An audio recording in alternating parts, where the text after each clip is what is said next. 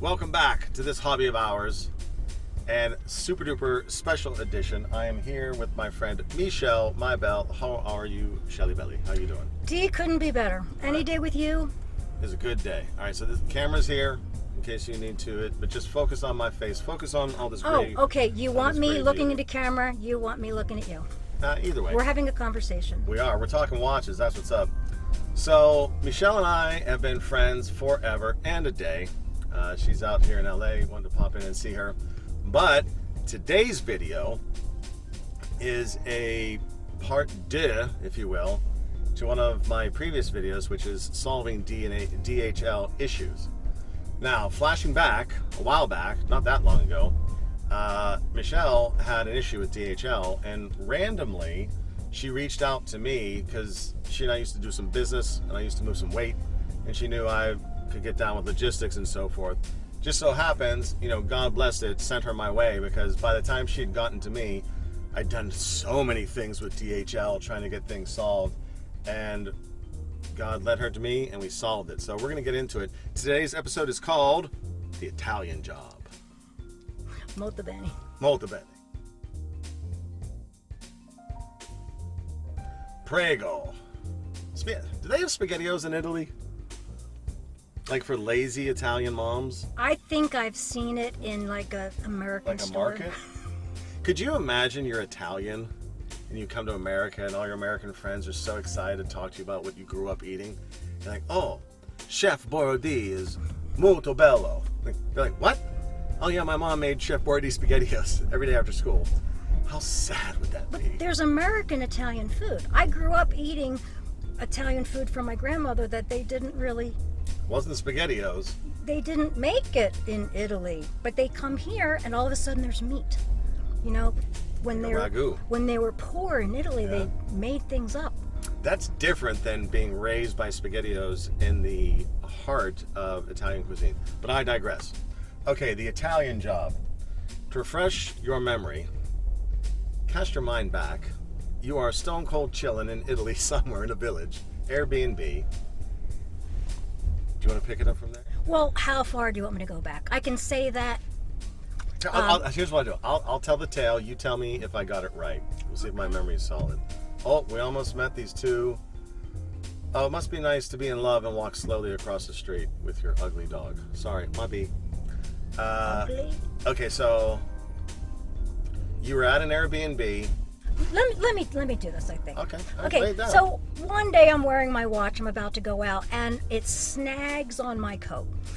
And I didn't realize it really broke, but I took it off and I threw it in a safe. In the Airbnb safe? Airbnb safe. Seemingly a good move so far. And I'm in Rome. And where else do you shop for good watches than on Via Condotti? Of course. So a few days later, I take the watch to the Rolex store, and they say, let us see what we can do for you. They take me upstairs, they give me a glass of champagne on a silver tray, and they immediately whisk it in to the repair shop.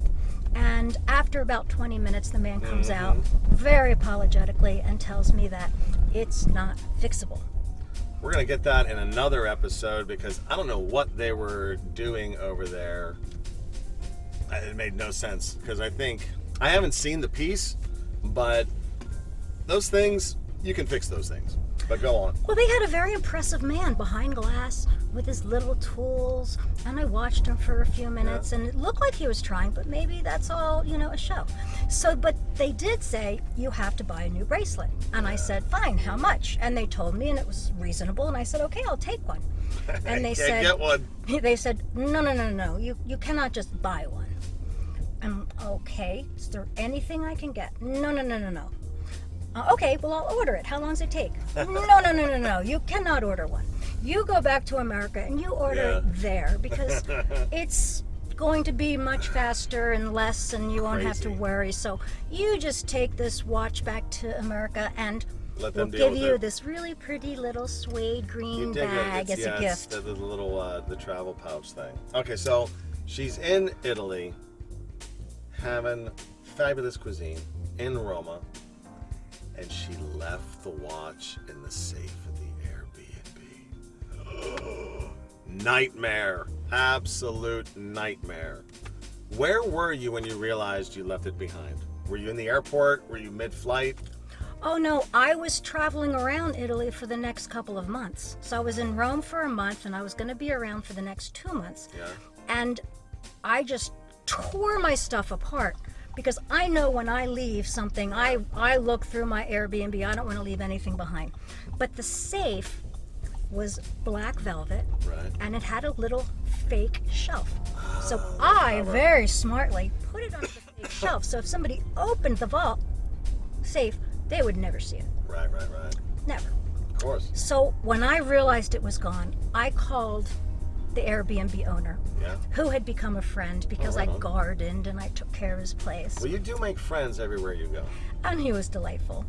And I said, Michela, can you please check the safe? I can't find my Rolex. And he said, how? It's not possible. There have been 5 or 6 guests in that room since you left. And there's Oh my just, goodness, I didn't know this part. yeah, he said, I'm sorry. I doubt I can help you. 2 days later, he called me back and he said, you won't believe it. It is still there. He said, the angels are watching over you, and Amen. I have the watch. All right, so that's stage 1. So where were you in the world at that point? Were you still in it? Caught that news? You know or did what? You moved on. That was towards the end of my trip, and I was in Amsterdam. Amsterdam. Wham, bam, Amsterdam. Look out. Go to Amsterdam. So, calling Yeah. DHL in Italy Yeah. from Amsterdam, Right. complete communication problems. Right. No one speaks Dutch. Most Dutch speak English, but the Italians at DHL were not very fluent. No habla. And they sent me lots and lots of paperwork, told me how to package it. Let me back in with you there, because I think at some point I come into the visibility. My recollection was you'd arranged with the gentleman who, whoa, I got some serious speed bumps, messing with my camera angle. That's right, we keep, oh, here's another one. I'm going to get off this street. Go really slow. Yeah, okay, really slow. Tutto bello. Doucement, do it slowly. You'd arranged for the gentleman, the Airbnb fellow, to package it up, take it to DHL, yada, yada, yada, Well, so on and so forth, yeah? I did not want to put him out. I did not want him to have to do a thing except wrap it in a box. I didn't want him to have to fill anything out, take it anywhere. It was already trouble. So I filled everything out, and I had the DHL people go to his home. Okay, home style pickup, right on. And they took it. All right, sounds good so far. And then a few days later, they brought it back. Oh, they brought it back to him, that's right. Yes. Bounce back. Because there was paperwork wrong or because of declarations? I first put, it's not really worth anything. And I thought, that's probably not smart. You know, of course DHL's not going to lose anything. But then I Happens to everybody. I was honest. Then I wrote down the real amount, but I said, I've Rocking lost 5 it. G's. I lost the watch. I did not buy it. It is being returned to me. So it is my possession. And they were thinking that it was, a sale transaction greater than $5,000, export laws, import laws, duty, clearance. No, this is supposed to be return of personal property. And the paperwork was excruciating. And it went back and forth as to what is the real value? What proof do you have?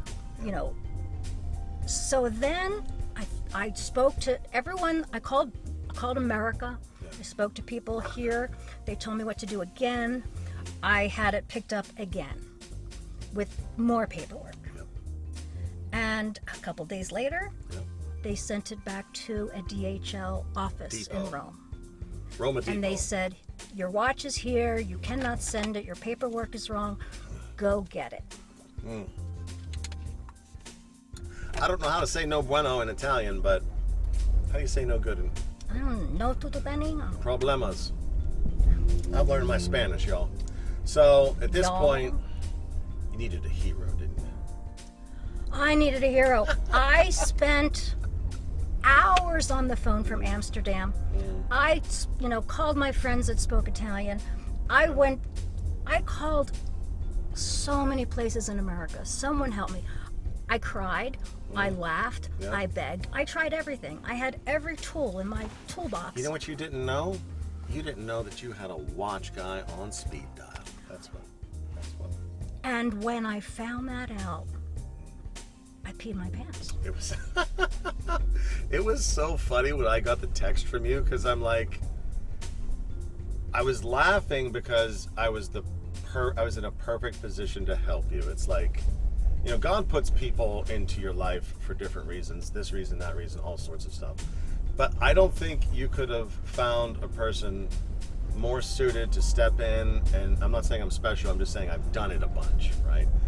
Someone ready to step in, a friend who cares about you, said, oh yeah, this is a piece of cake. And I remember, I believe you had a sense of sort of ease that you was going to move in the right let direction. me interrupt you there. You are special.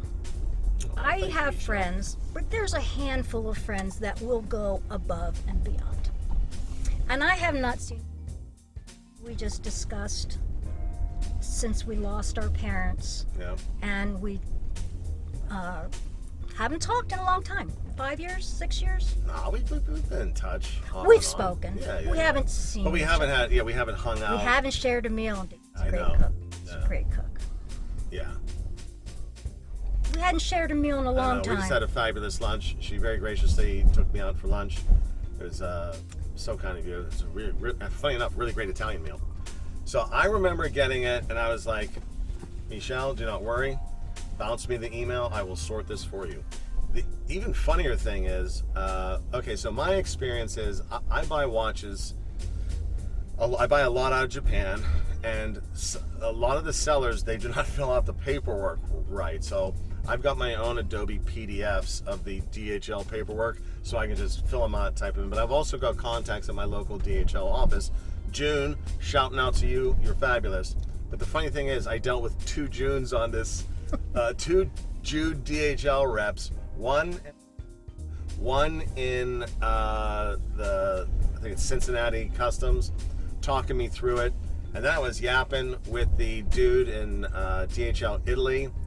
Got the paperwork in, had to fill it out, a bunch of things, and it was not the common paperwork that I usually have to fill out, because this was more of like, it was so weird. We had to designate DHL as the exporter of record for it, as like, they were like doing me a solid. Like, we don't usually do this, but I'm like, okay, will you do it for us? Like, okay, we'll do it for us. And so, and you had to be my representative. yeah, well, I did that to take it off your shoulders so that they would be comfortable talking with me instead of having to ping you, because you're like running around Europe having a bunch of fun. Well, I was a little sad. But let me go back to this one step where I call you and say, I'm in a jam. Yeah. I'm in a terrible jam. I don't know who to call. But you are someone who knows a little bit about everything. And you laughed at me. I did. You laughed, and I'm like, I laughed my butt I'm in off. tears, and you're laughing, and I'm like, what? What did I say? And you were like, I have recently taken up a new hobby. Watches. It was really. I wasn't laughing at your malady. That's when I peed. Yeah, I was laughing at the perfection of the alignment of us working together to get it for you. That's what I found funny, because the way God works, funny stuff. He's always moving this, pushing this here. It was just absolute perfection. Yeah. So, And that's why yeah. God puts special people in our lives that we don't discard because we don't hang out anymore, but because they will be in our lives forever. That's the hallmark of true friendship. Is it doesn't matter how much time goes by, you pick up right where you left off. So June, I remember filling out that. Oh, I had to get a bunch. I had to get copies of your passport and a bunch of. And it wasn't straight enough. Remember, there was a little bend. I had to retake it. Yeah, and it took us, I don't know, maybe 3 or 4 more phone calls, half a dozen emails, but they sorted it out. I'm convinced that the issue we were facing was the $5,000 threshold. I think if you'd put $4,995, we'd have probably gotten it a lot quicker. I would have put less on it. I didn't know what it was, what I bought. I think that you know, based on what I've learned since, I think you insured it, declared it appropriately. But they're such a watchdog for, like, you know, sales, VAT, sales, customs, blah, blah, blah, fees, etc. Thinking that it was indeed, oops, room a zoom zoom and a boom boom, shake your rump. And maybe Italy has to be extra special because, you know, they've got a reputation for doing a few things through history. You'd be surprised how many countries have challenges, infrastructure-wise and otherwise. But the reality is, it is frustrating. But if you make a conscious effort to not let it get to you, and it's difficult to do it. See, I was impartial to the nuisance because it wasn't my piece. That's why I could act and react and move it forward. But when it's your item, there's inherently, you're more invested in it, and plus you're traveling, you're zipping around the world when all that stuff is happening. You know what else? The Airbnb owner, Meechelle, Yep. was flying into Amsterdam the day I was leaving. That's right, I forgot that part. And He could have brought it with him. Well, we discussed it. And I said, you know, it's just too iffy if we miss it. Then, that day, spring break, holidays, King's birthday, they closed the airport. In Amsterdam. They closed the airport for a couple of days, took no reservations. If you had a ticket, you bro, waited in look. this one line. It took me 7 hours. So yes, even if he was there to meet me. It would have been a train wreck. I'm glad we did it the way we did it. All right, so the moral of the story is... My hero. I worked on that on my own for at least 5 weeks before I called you. And then, once you got involved, it might have been another 5 weeks. It wasn't that long. Oh, yeah. No, not to get it moving forward. But here's the thing. The moral of the story is you still have to be nice to your reps, because the number one thing to do in this situation is to navigate to the person who can help you, meaning within DHL. So finding that right person, maybe jumping through some hoops, but you're never going to get anything done by being mean to other people, because they're just doing their job wherever. So we teamed up and we did it. Boom. At your service, my dear. All right, we're going to wrap up this tale, but we got more tales to tell. But this has been The Italian Job, courtesy of Dee and Meechelle. Dun, da, da, da. Dun, da, da, da, and we will catch you in the next one. Peace! Molto bene, grazie. Grazie. Prego. Cocenzo. I heard that on a commercial. I don't even know what that means. Which one? Everything I just Prego? said.